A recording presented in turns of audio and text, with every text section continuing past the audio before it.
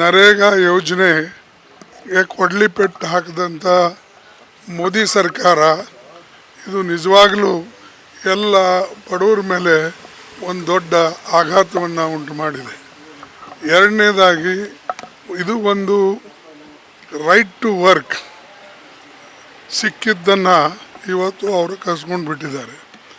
ಮೂರನೇದನ್ನು ಪ್ರತಿಯೊಂದು ಸ್ಟೇಟಕ್ಕೆ ಸುಮಾರು ಸಾವಿರಾರು ಕೋಟಿ ರೂಪಾಯಿ ಅವರು ನುಕ್ಸಾನ್ ಮಾಡಿದ್ದಾರೆ. ಮೊದಲು 10% ಇರ್ತಕ್ಕಂಥದ್ದು ಈಗ ಅದನ್ನು 40%ಕ್ಕೆ ಏರಿಸಿದ್ದಾರೆ. ಹೀಗಾಗಿ ಈ ಯೋಜನೆಗೆ ಅವರು ತೆಗೆದುಹಾಕಬೇಕು ಮತ್ತು ಬಡವರು ಯಥಾ ಪ್ರಕಾರ ಇಲ್ಲ ಬೌಂಡೆಡ್ ಲೇಬರ್ ಆಗಬೇಕು, ಇಲ್ಲ ಅಂತಂದರೆ ಅವರು ಗುಲಾಮರಾಗಿ ಬಾಳಬೇಕು. ಈ ಒಂದು ಯೋಜನೆಯಲ್ಲಿ ಅವರು ಸರ್ಕಾರ ಮಾಡಿದೆ. ಇದಕ್ಕೆ ಬರ್ತಕ್ಕಂಥ ನಮ್ಮ ಪಾರ್ಲಿಮೆಂಟ್ ಸೆಷನ್ನಲ್ಲೂ ಕೂಡ ಇದನ್ನು ನಾವು ಎತ್ತೇವೆ.